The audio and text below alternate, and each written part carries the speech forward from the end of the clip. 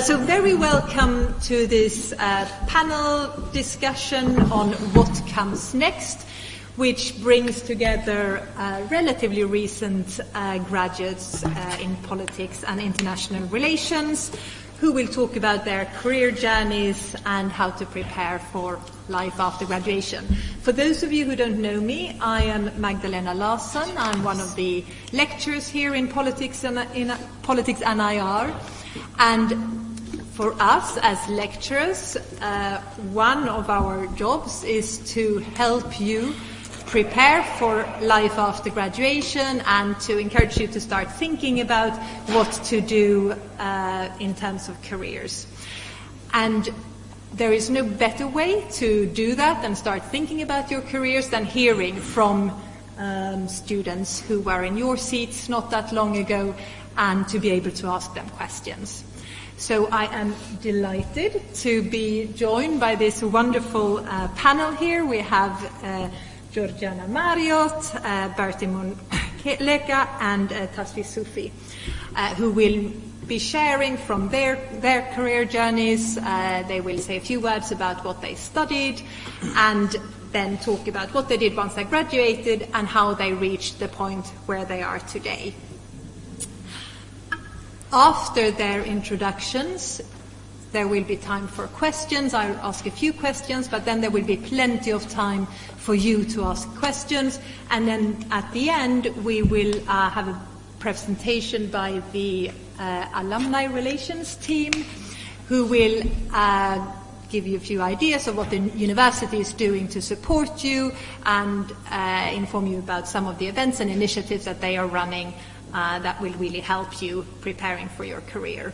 And on that, I really want to thank both Hayden and Alex, who have put all of this event together. So thank you very much for doing that. Before we start, I should mention that the event is being recorded. It will be circulated via email and also put on Blackboard in due course. And as I said, there will be time for questions, and you can raise your hand and ask the questions, or if you want to submit questions anonymously, you just go to menti.com and use the code, which I think you can see here, but we'll come to that later. First, I'll welcome our speakers and hand it over to you, so please let's welcome. And I'll start with Bertie. Yeah, my name is Bertani. Graduated in International Relations and Development in 2019. And I currently work for an investment firm, investment research firm, as an investor relations. So my job, my day-to-day job is basically organizing roadshows, non-deal roadshows between investors and public listed companies. So we are like the Tinder of the investment sector, and by doing so, we ensure that public listed companies actually provide their investment cases to investors, and then investors, if satisfied, they buy shares in those companies. And one of the reasons why I went from international relation development to the investment sector was only because I was specifically interested in economic development and global economy. And I did not have a specific vehicle in how to sort of reach that specific passion of mine, and especially one who's very interested in the economic development of the African continent. So after graduating, I had an opportunity to work for a trading firm. And from there, I said, well, why not solidify my interest in the investment sector and use it as a vehicle to actually reach this passion of mine in economic development. And so I carried on with the investment sector, and here I am in front of you guys. Great, thank you very much. Georgiana? Yeah, so my name is Georgiana. I have also graduated in International Relations and Development in actually 2018.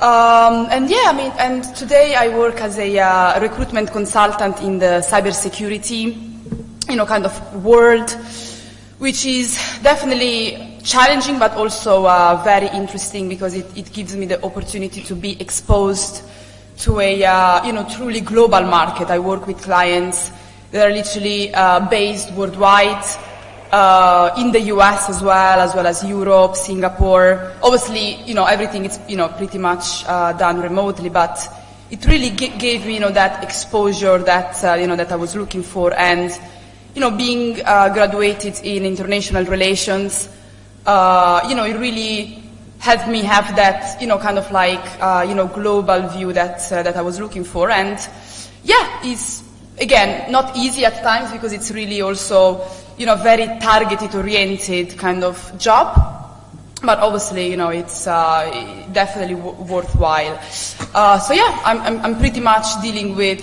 careers and CVs and then all of that stuff every day. So I guess I'm in the right discussion today. Very good. Thank you very much. Tasria? Hi, my name is Tasria. I currently work at the Cabinet Office as a resourcing manager at the Economic Domestic Affairs Secretariat. Prior to that, I was working in the Civil Service Fast Stream Operations team.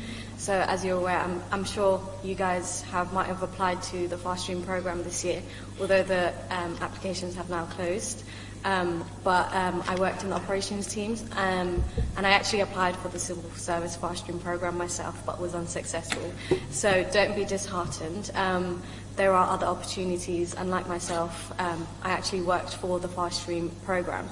And then prior to that, I knew that I wanted to work for the government, but I wasn't too sure what direction I was heading in.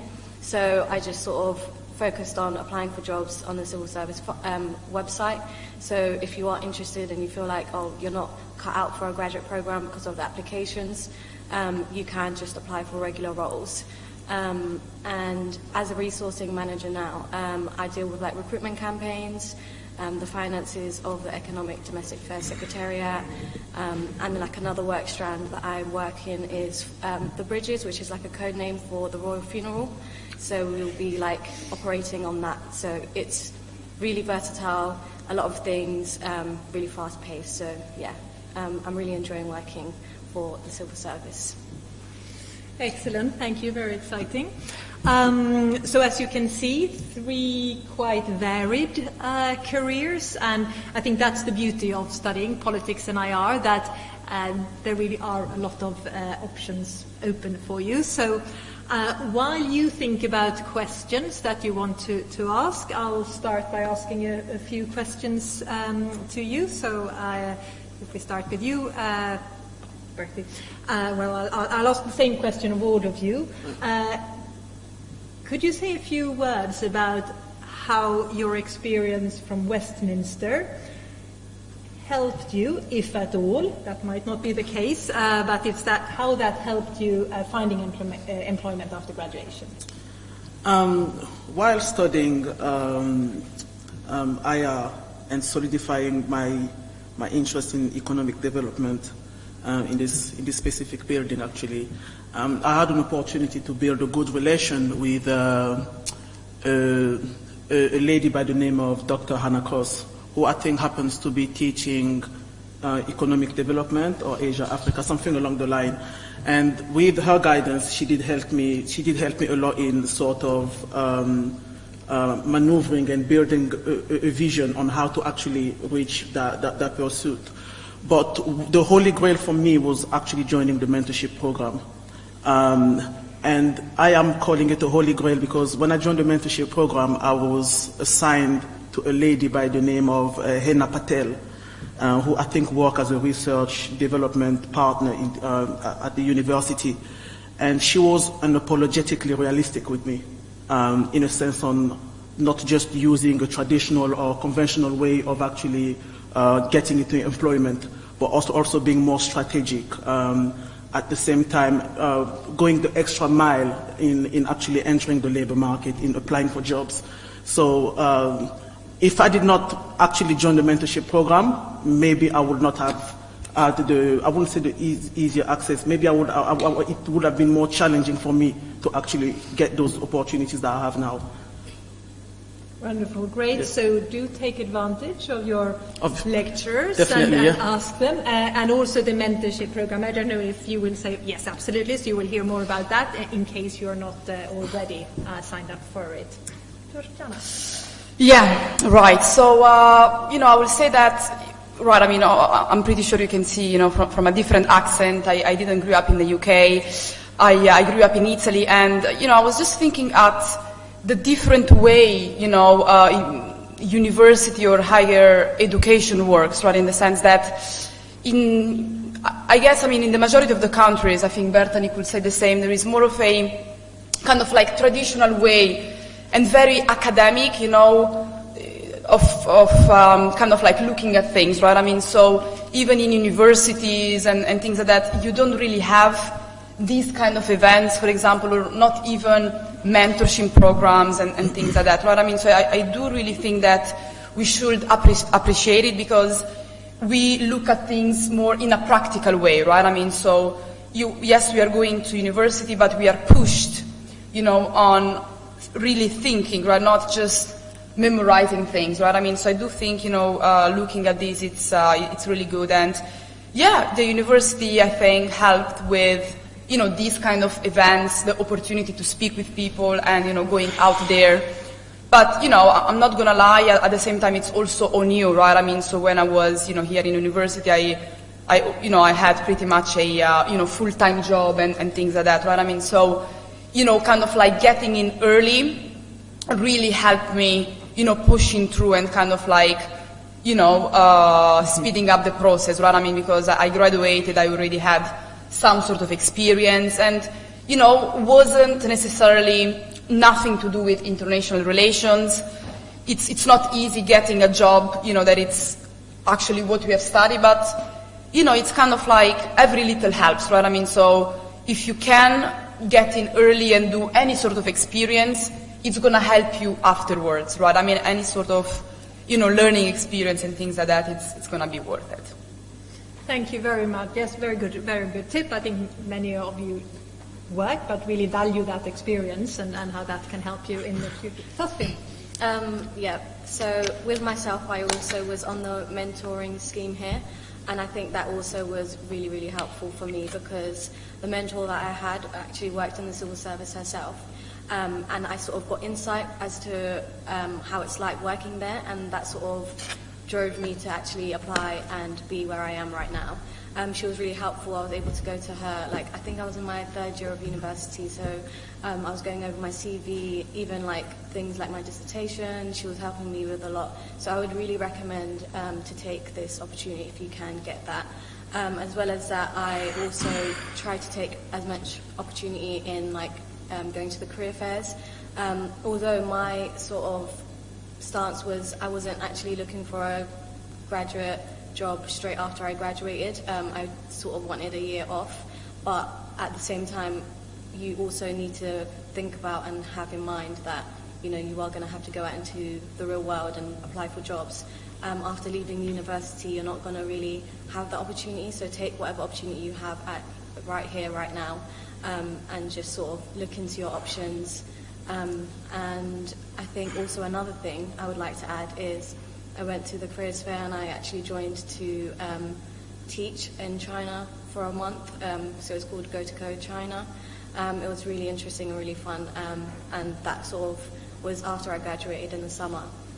Again, that was sort of into teaching, and then it made me think, did I want to do teaching? Is it of interest? So I did think about different options, and that's fine, but I think definitely take all the opportunity you have here. Excellent. Yes, very good advice. One more. I think sometimes when you think about the sort of step from graduating until finding employment, you can feel quite worried. Did you have any worries, or what were your worries, and also were they justified?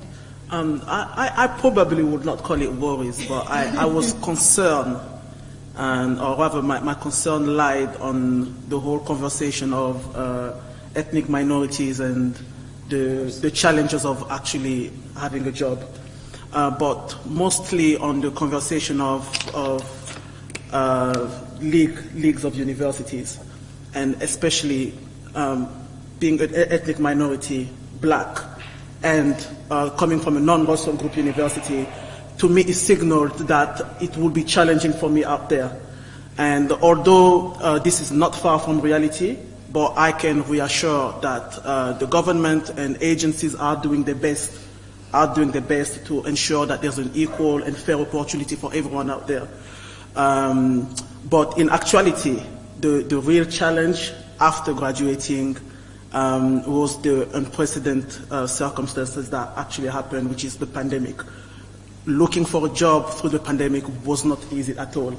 And you have to be resilient, you have to be persistent, consistent, and also change strategies. Like I said, it doesn't always have to be traditional or conventional.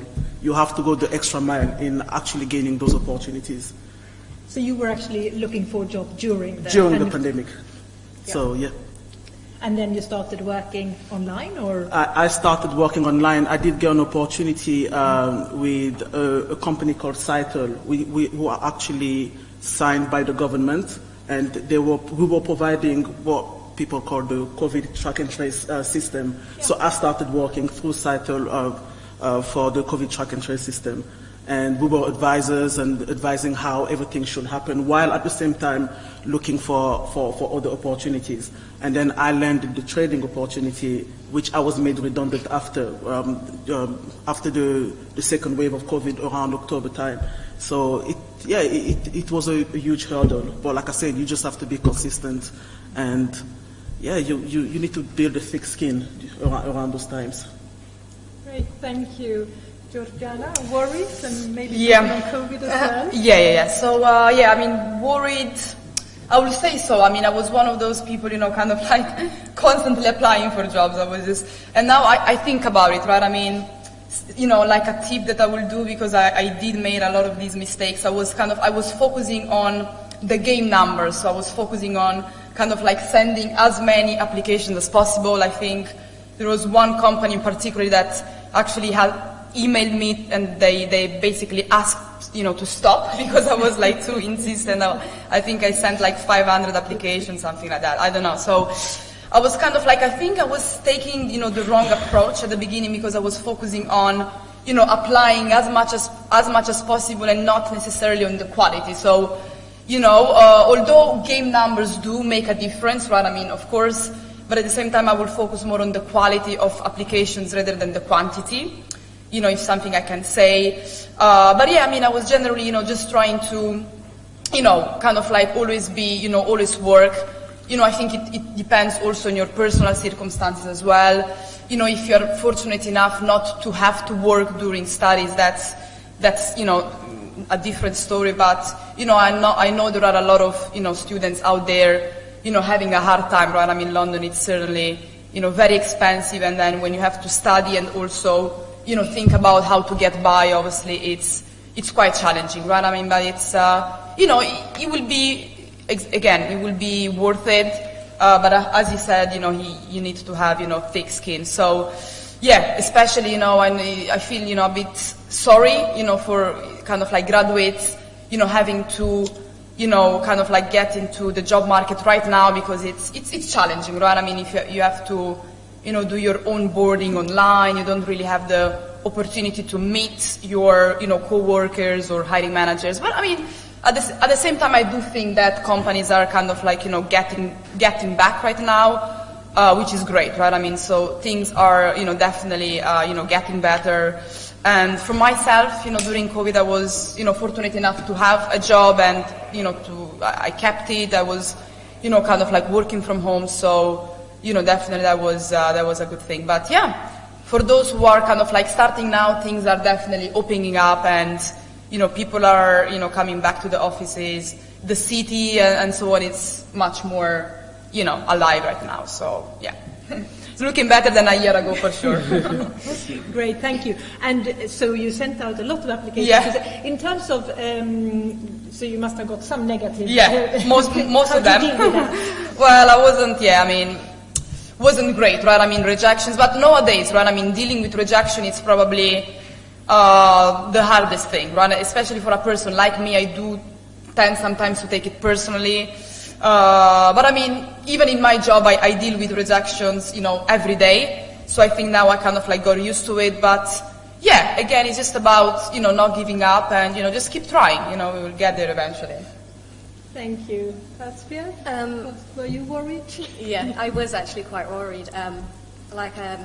Obviously being from an ethnic background, as well as that, not really going to a Russell Group university, but I think it really depends on your mindset.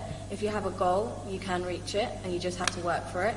That's for sure. And I did have those worries, but like I said, use the opportunities that you do have, like the mentoring. Try to do internships. Like myself, I didn't actually do an internship, but if you do, that's also really beneficial.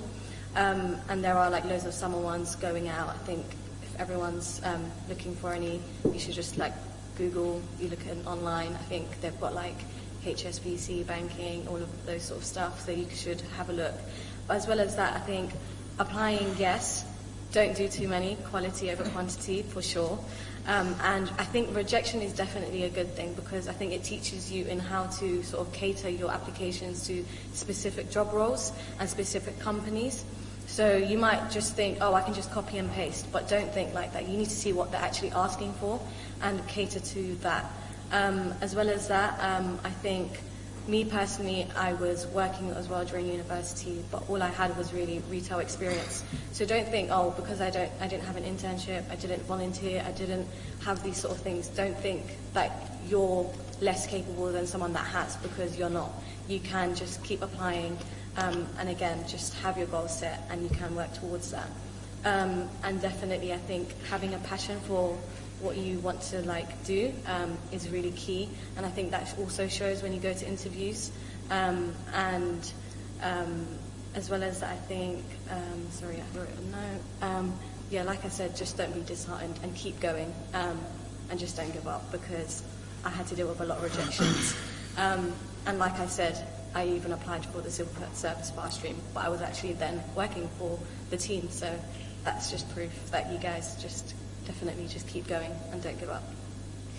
Thank you. And the Cabinet Office or the fast stream, were they operating during COVID? Yes. Or? Yes. Okay. So I actually started my job, the civil service fast stream job, January 2020, and I was in office, and all the assessment centres were in office as well. And then obviously the pandemic hit, and then we all started working from home. So the challenge for me was I was only in the job for 3 months, so that was my first full-time job.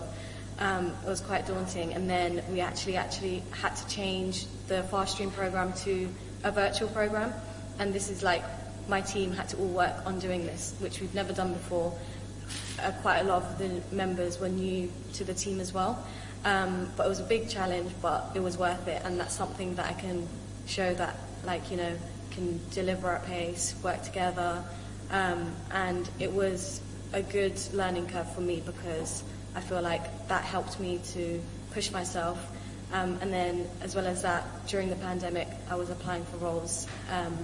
And I think, don't think, oh, because it's the pandemic, there's not a lot of job opportunities. There are actually job opportunities, but you just need to look. And with the government, with the track and trace, we were recruiting loads. So if you can get your foot in the door, by any sort of means, try to do that. Great, thank you. Can I just ask you one more? Yeah. So you mentioned the importance of targeting your application, and you obviously see a lot of CVs and application. Yes. Are there any sort of absolute don't do's with a CV or an application? So what would your tip be in terms of? Okay, I think my tip would be, just don't write too much on your CV. Try to keep it concise. We're not going to waste our time to be reading through every single nook and cranny of your CV. I think just try to be really to the point, keep it short, simple. And I think headers are really key, because we're looking for keywords. And definitely put those keywords in your applications, in your personal statements. That's really key, because that's what we look for. And with personal statements, they actually have a description of what they're looking for. So base it upon that. Don't just go off on a tangent. Literally, I think definitely make sure that you paragraph each point that they're looking for. and hit on those. Great, thank you, Georgiana. Do you have anything to add on that? Because you see a lot of them. Exactly. So I think the importance of LinkedIn nowadays. I mean, it's really a lot of recruiters or hiring manager.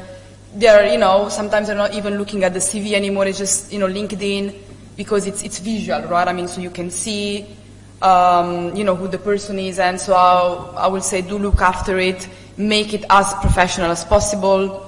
Don't put a selfie as your profile picture and things like that. But yeah, I will say, as well as the importance of keywords, things like LinkedIn and things like that are quite important, I would say. Yeah, great. Did you have anything to add there as well? Was there anything on your CV that you think got you the job, or?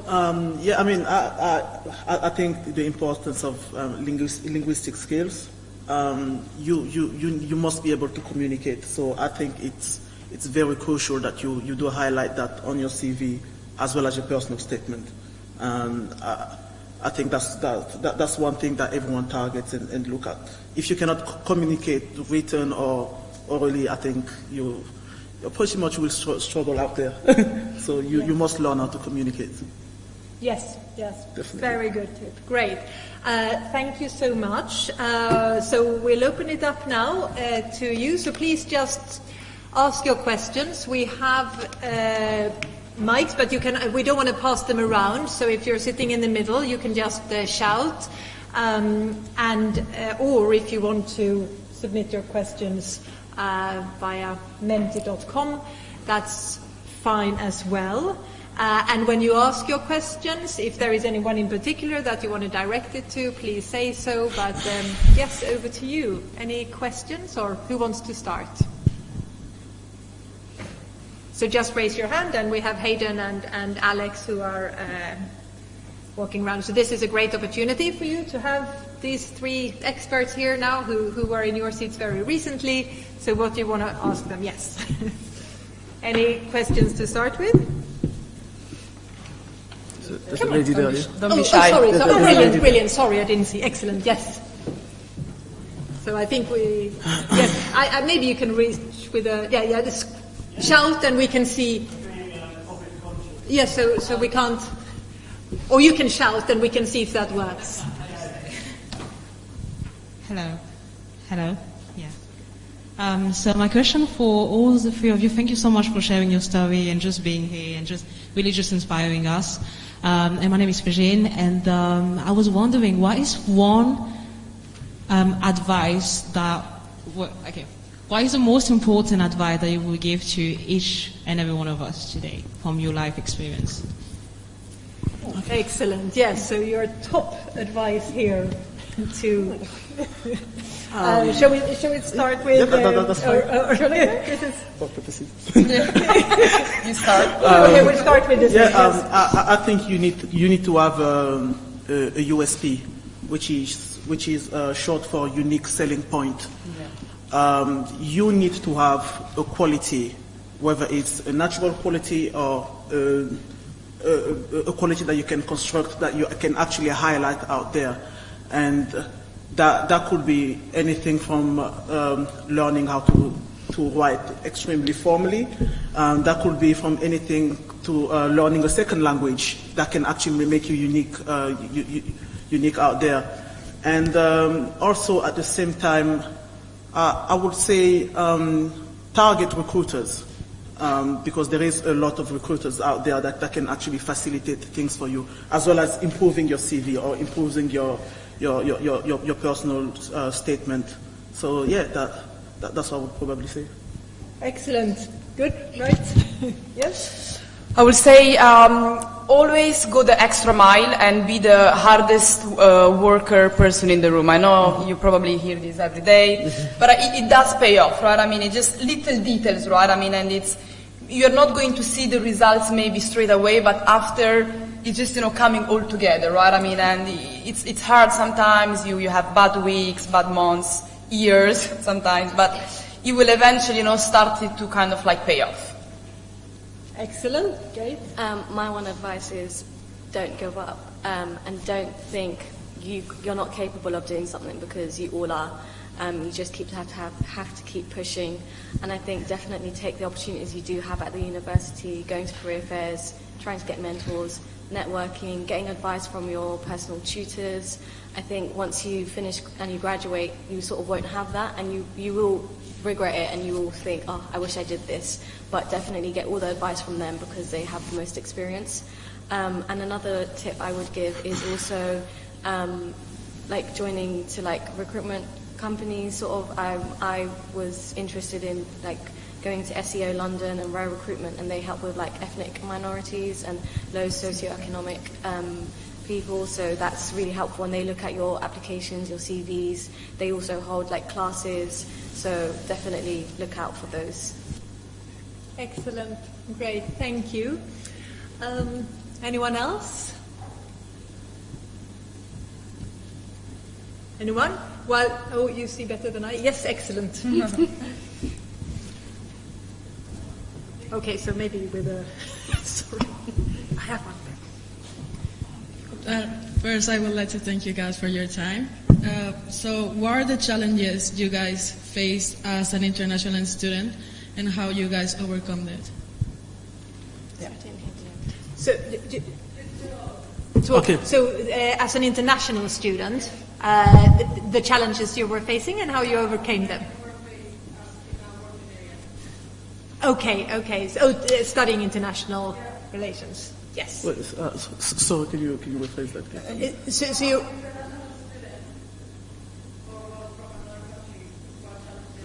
Okay. Yeah. Okay. Brilliant. Okay. Yes, Yeah. I can start. I can start. So, it's obviously, usual things. In the sense that firstly, you are away from your family, so you're kind of like pretty much alone dealing with a, complete new system around you. Language barriers, at times, obviously, 5 or 6 years ago, my language skills were, very different from, from today in English and so on. Probably also, it's, again, London, it's expensive. It depends, how, fortunate you are as well, and, how your family can help you out or not. But generally speaking, it's not easy, right? But I will say, the most was, being kind of like, on your own and dealing with this. But again, it's part of adulting as well, right? Everyone goes through it. But I guess, in a job market, especially in London, then those skills, they are going to be appreciated, right? Because you are, facing challenges in a different way, right? Than, a kind of like home student and so on. So I will say so. Marty, you were an international student as well? I would probably say, as an international student, I used to have an insecurity. And it used to be speaking English with a French accent, yeah. And I used to try so hard to integrate and get the perfect British accent, and until one day I went to a job interview, and the employer realized that I was struggling. Because again, I felt to be anxious. I was trying my hardest to make sure that I get rid of the accent. And one thing he said to me is, you need to understand that everything is a blessing. Your accent actually would open doors, because as soon as you present yourself to people, first thing that comes in mind, he speaks a second language. Yeah. So I use that to my advantage, and I show off a lot now. I show off a lot with my accent. So. It used to be a struggle, but now I take it as a blessing, and just be confident with yourself. With anything that you feel like you have an insecurity about would probably be a blessing. So that's it. Great, thank you. Saskia, you were a home student, yes. But you went to China, and you have experienced maybe any challenges there? I think the language barrier was quite difficult, but I think it's also, again, a learning curve. And I think, again, use it to your advantage. And I think, to be honest, when you do apply for jobs, people do like the fact that you can speak other languages, or you have experience in other countries. They do like that. So you might think, I'm a bit shy, I'm a bit embarrassed or anxious about this, but it's actually an advantage, and like use that because it will really benefit you. Yeah, great. Thank you. That's good. You're happy? Yes, very good. So while we wait for the next one, I'll just read one question that's come in here to you. You can see it as well. So how difficult was it to gain the skills required for the job you are now occupying? Yeah, that's a very good question because sometimes what you are studying might not be directly relevant, but nevertheless relevant. So, that's good. You want to start? Yeah. Yes. To be honest with you, I thought I didn't have the skills required for the job that I had, but I thought I'm gonna apply, I'm gonna try, and I think I can prove myself. And again, like I said, when it came to the application form, I catered it to the experiences that I had, which was at university, which was working in retail, and that might not have been what they were looking for, but if you can sort of cater and use those experiences to what they're looking for, you definitely do have a chance. And like I said, all I had was retail experience and just going to university. And I think that was enough. If you can sort of show that you are adaptable, you can work, you're willing to learn, and you show that drive, you can definitely try and do what you can. Excellent, thank you. Yes? Yeah, I mean, I agree with Tassia. You need to show adaptability. Myself, after graduating, the only, I won't say the only, but the main skill that I could actually highlight was research skills. You know, writing a dissertation and all that. But you need to, especially entering the investment sector, you need to make sure that you can highlight how can those academic research skills be used in that specific sector, and that's what I did. Whether it comes to researching equities, from fundamental research to technical research, it is the same process. So you just need to make sure that you can highlight that those skills are transferable, and so yeah. Excellent, thank you, Georgiana. Yeah, I mean, in my particular case, I mean, I think it was, again, very similar to what they've said as well. It was quite tough. I mean, mainly because the kind of job, I mean, it's also, there is an element of, kind of like customer-facing sales, and it's a very targeted-oriented and also competitive. I would say the competition kills you sometimes. So it's kind of like gaining those skills, although, I mean, it didn't require, any particular skills. I mean, it's kind of like a mix of those, and I would say getting thick skin, right? I mean, dealing with, rejection or, all of those elements. So it was, it's not easy, I would say, but getting these, thick skin will definitely help you, for sure. And I would also add, in my case, I went to the extent of learning after graduating. So if you have some missing skills, there is a lot of resources out there that you can grab and keep on learning.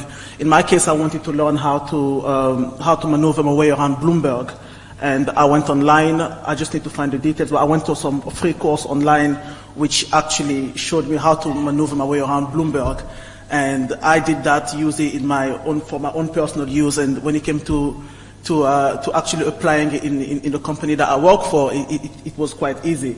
And they were very impressed, thinking that it's something that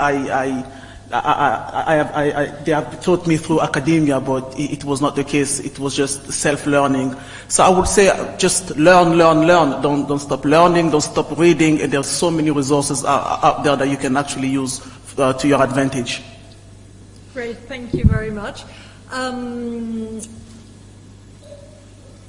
Any skills that we've done? Any other questions from anyone here? Yes. Wonderful.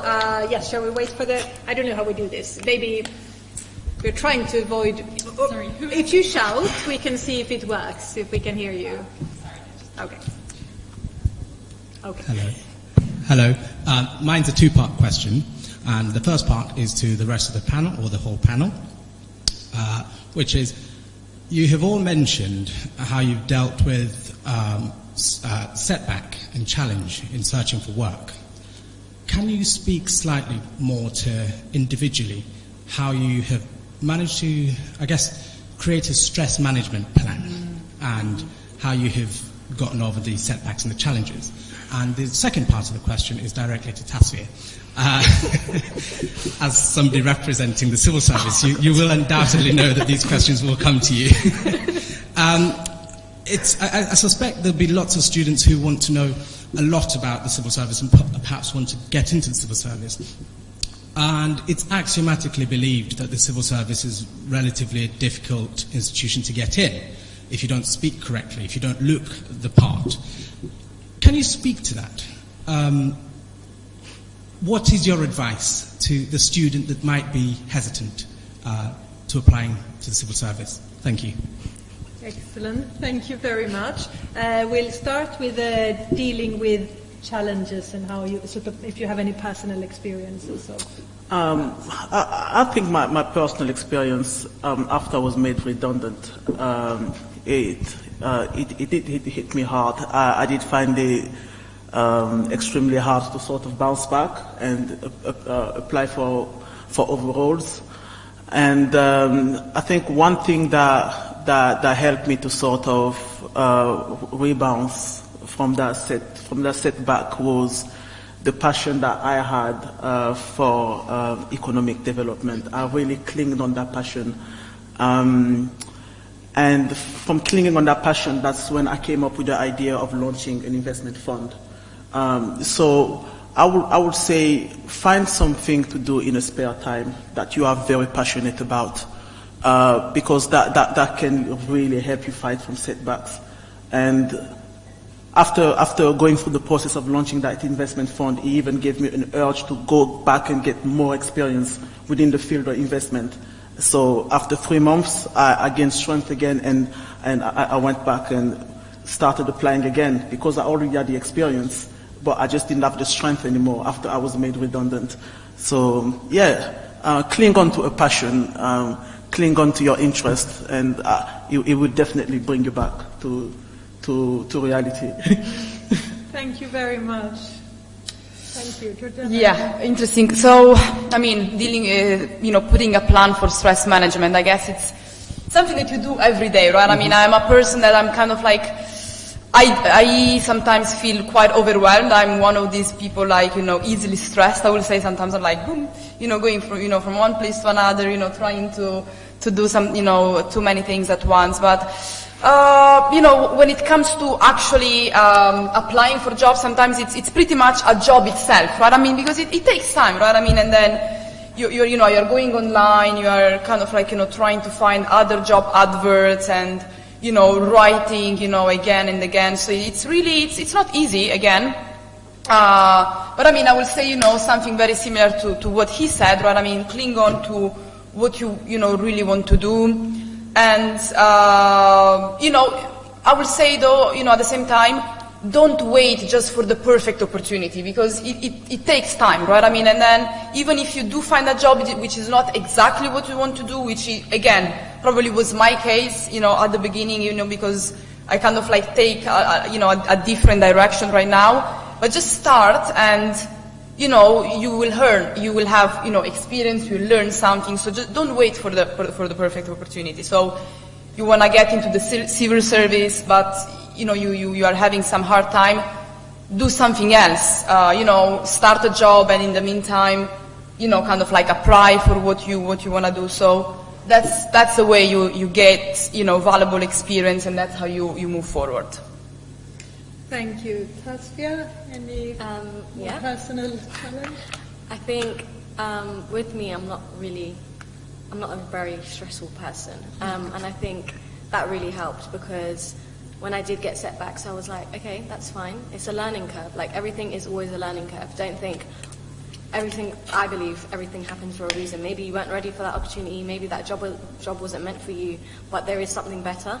That's how you should definitely see it, because at the same time, when I did get this job opportunity, I had other job opportunities, but this one fell on my lap, and I was like, oh, it was meant to be, So I think also remember that you are young, you have just recently graduated. Don't put that pressure on yourself. I know obviously other people might think, oh, I've got to pay my bills, I need to pay rent, etc. Completely understand that, but that doesn't stop you from, you know, getting experience from the job that you're currently in, and just sort of catering that and making sure that you use that to your advantage for when you are applying for career jobs.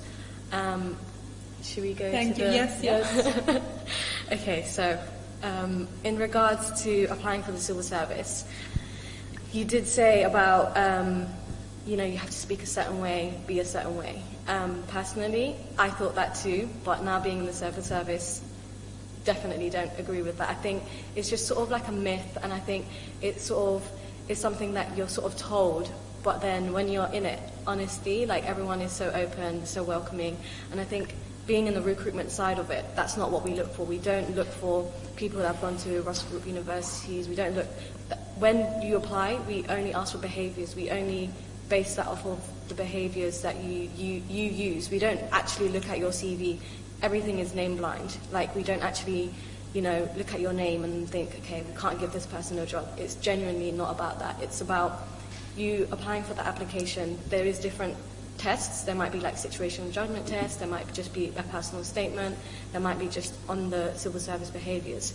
And the behaviours are up on Google, and you can read what we look for. So if you just sort of cater your experience to those behaviours, trust me, you've got an opportunity. You just need to get it right. Use STAR method, that's key. And I think I definitely thought, oh, I'm not going to get in. I'm ethnic minority. I probably don't speak the way that they will do. Even till this day, like working in the cabinet office, I face a lot of different people, and I think, oh my God, I'm going to go into a meeting with like someone really important, someone that's like in a higher grade to me. But if you know your job, you know what you're doing, you have the right skills, don't be afraid. Like, nobody can tell you otherwise. If you're confident in yourself, that's the most important thing. Thank you very much. Very helpful. While we wait for the next question from you, we have one here.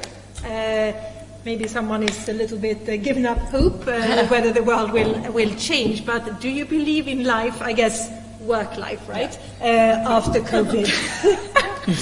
Do you want to go? I think there will be a shift in work life after COVID. There is already a shift in work life after COVID.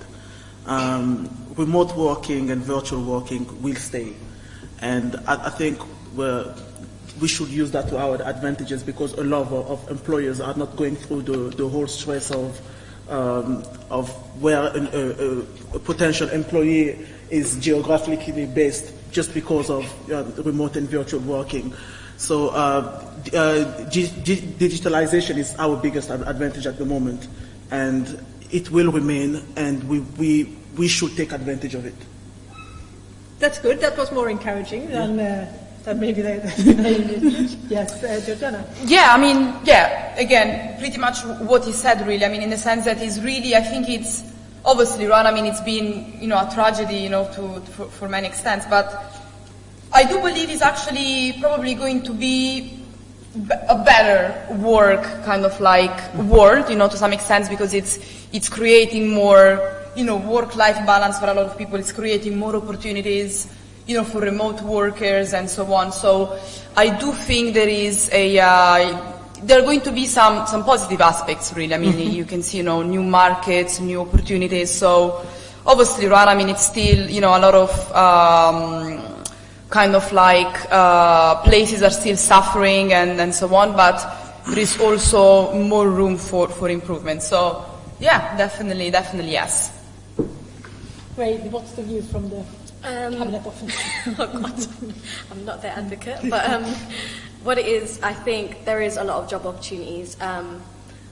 Like you said, I think geographically, like we are recruiting now, we don't say you have to be London-based. We're sort of reaching out to everyone and anyone. That might mean to you that might be competition, but it's definitely not.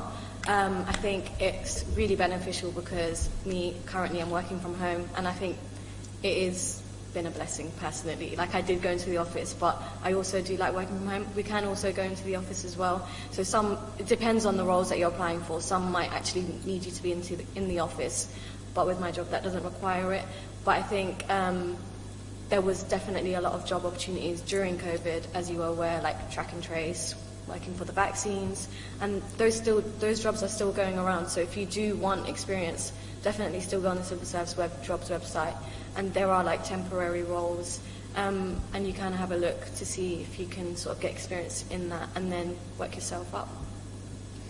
Excellent, thank you. So quite encouraging. So you might actually be in a good time to look for work. There might be more opportunities and easier to access them. Great, thank you. We'll do one more from here. Being a woman at a demanding job with a demanding role, how did you both overcome gender inequality? So being a woman...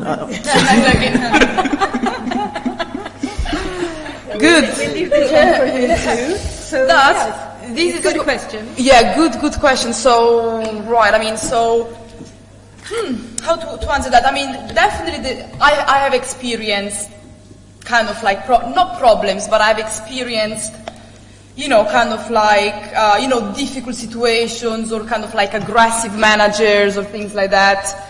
I will say so.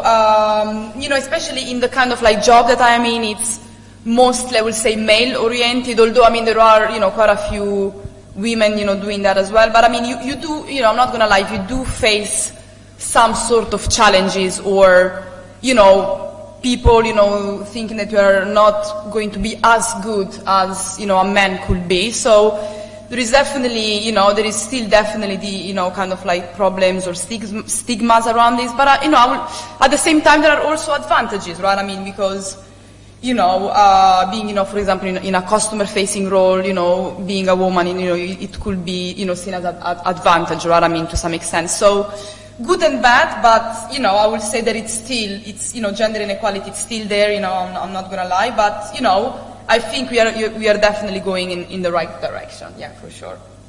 Thank you. Tasvia? So I think in the civil service we are quite fair. Like, personally, I actually haven't experienced like gender inequality working here, but like in the 2 roles that I've been in the civil service over like the year and a half, I've actually had female managers, I've seen female deputy directors, so I think that's sort of, in a way, like quite motivating, and personally, like with my team, it's really like everyone is, I think it's very fair, like, and even when we are recruiting and we are going for interviews, again, we are quite fair. I just don't think we sort of base, when we recruit people, on their gender at all. We're really, really fair in that. So I personally haven't experienced inequality at all, so I couldn't really speak on that. Do you ask for gender when you are in the application? Yeah, so in the application we do, again, when we are going through it, when you are writing your personal statements, like, we can tell, but we don't actually, it's again name blind, we don't actually know your genders, so we don't actually sift on that. And I also would say, I completely forgot, it's fine, I'll come back to it. I can't remember. Gender inequality? No, it's not no, coming that's back. fine, that's fine, yes, you can come back. Great. Any questions out there? No? I remember now, sorry. Yes. So again, with like recruitment panels, we also to make sure that it's fair. So we never have all male panels or all female panels. We make sure that we definitely always have a BAME panel member. We also have a female and a male. So we try to make it as fair as possible. So even if you do feel like, or you have gone to an interview in the civil service or anywhere else, you can sort of go back and give feedback to say, I felt uncomfortable in this situation because, it was all male panel, it was an all female, it just didn't feel right. Like, personally, before I got this job, I actually went to a Public Health England interview, and it was one of my first interviews after the fast stream one, so I actually didn't get the result for that. So I was like, okay, let's go to this. So I went there, and it was a face-to-face one, and it was 3 white males that were over 40, and it was like, I think it was like a year after I graduated, maybe 2, and I sat there, and I hadn't had, like, you know, interview experience, and I was so, like, overwhelmed, and I was like, okay. But I did as best as I could, and I left there, and I was like, okay, I think this was okay. Didn't feel too bad. And then, obviously, working in the civil service, I found out that, obviously, that's not allowed, and that wasn't a rule. But I did feel uncomfortable, but at the same time, I did get feedback, and they did say, you know, you didn't get the job, but you did really well. But I don't know if that's because they knew that what they did was wrong, but at the same time, definitely speak up if you do feel like it's being like your recruitment is being unfair. You do have a right to speak up. Great, thank you. We have another question here. So, Taskia, you have already said that you like to work from home, so you like that. The question is, do you like working from home? So I'll let these two answer, and if there is anything you want to add. So, I mean, did you like that, or? So personally, yeah, I did, yeah, I really like it. I mean, obviously, you know, because of clear advantages where I don't have to commute, you know, save time, money, and all of that stuff. I currently work only 1 day a week, which is, you know, still good. But I mean, it really depends, right? I mean, as well as these clear advantages, right? I mean, it really depends what you do. In my specific case, was actually very helpful because I work with, you know, the US market quite a lot. So obviously these people are, you know, working late, you know, later in the day because of time zone differences. So you also have to consider this, right? I mean, in some circumstances, this could be, you know, really, really helpful, right? I mean, but yeah, I absolutely, you know, liked it quite a lot. Great. It wasn't until September that I was working from home, and then we were asked to go back to the office. And working from home, yes, it's good and bad. You know, it's detriments. Like I said, the good aspect, it's reducing cost on commuting. Again, working for the investor relation team, we do have clients based in the US and in Asia, so working from home actually gives you that flexibility to catch up to those times. And the detriments to me was he did make me a bit lazy, only because I felt a bit laid back. Sometimes I would like that focus to actually engage for work for more than 4 hours. Because you're in your comfort environment, you're in your comfort zone. So I would prefer working at the office, just for on the basis of focus. It worked for me anyway. But I think it's very advantageous to have that balance, work and office, again for cost reduction and again just flexibility. Yes, very good. Is there anything you want to add on? To be honest, I think working from home, I do enjoy it, but there are a lot of pros and cons. Like you said, cost, actually traveling in. However, when I did first work from home, I didn't particularly like it, and I think it was quite hard to adjust to. Especially if you are living at home or sharing with your family, like when you do have meetings or something important going on, it was quite hard to find that quiet space. So I think it was difficult, but you sort of have to work with what you have in that moment. Definitely pros and cons, but at the moment I am enjoying it. But and I think another negative would be that I actually only, like I said, met my colleagues for 3 months, and then I started this new role also working from home. So I feel like I don't really have that sort of bond with people in my team. It's sort of like just work-related stuff. I'll just message or email regarding work.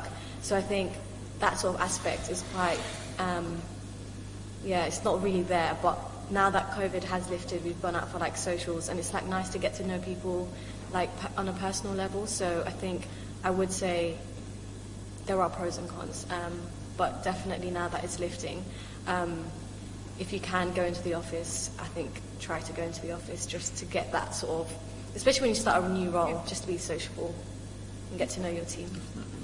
Yes, absolutely. Great. Any other questions? Then we will do one from here. Yes, oh, sorry. Oh, there, sorry. Yeah. So you mentioned the resources of like cafeteria fairs and joining the mentorship program. Is there any other resource that you use while at university, and is there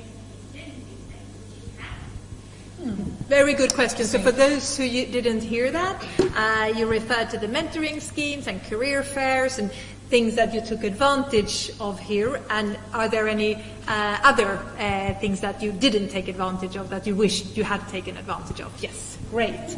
To be honest, I feel like I could have been sort of more active. I only sort of read, or like when I came to like lectures and seminars, I would hear from my lecturers, "Oh, there's this going on. You should have a look." I didn't sort of look in deeper for myself, and I think I wish I had done that because I feel like I would have probably had more opportunities. But I'm glad that I was able to join into the mentoring scheme and go to those career fairs. But yeah, I can't say anything more than that, just because, to be honest, yeah, I wish I'd looked into things more, if anything. Great, thank you. Yes? I would say it was not until late that I did find out about Engage Westminster, where you can actually find job opportunities there, as well as internships. And I wish I knew of it earlier on. I ended up finding out that I could sign up a year after graduation. So I would say use those kinds of resources, and I'd say network, connect with your lecturers, connect with your seminar teachers, because they have been out there, they have some form of expertise, so they will definitely guide you, and that was my case with Hannah Cross. And that's one resource that I did use. And then again, like I said, I regret not using Engage Westminster until after a year. So definitely use those type of tools as well. Great suggestion. Yes. Yeah, I would say, I mean, pretty similar to what they've said. I don't have anything else, to add really. I mean, I didn't really use the mentorship program and so on, and I kind of regret it a little bit. But yeah, I would say, I was kind of engaged, career fairs, and, similar events, like these ones, I would say. But yeah, just keep checking the website, keep checking the events, and you'll always find something new you probably are not aware of. Great, thank you. Can I just ask, how many of you are on Engage? If you raise your hand. Yes, so that's a good start, right? Yeah. To sign up for that. So we encourage you to do that. And I will now go to the last question, unless there is anyone out there. Great. So now the last question here. And this is a good one. I like this. Yeah, exactly. And it's a very good one to end with. Are you working the job that you wanted from the start, or is there still a way to go? So we'll do it in the same order as we started.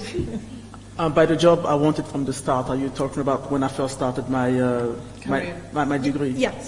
When I first started my degree, I wanted to get into diplomacy.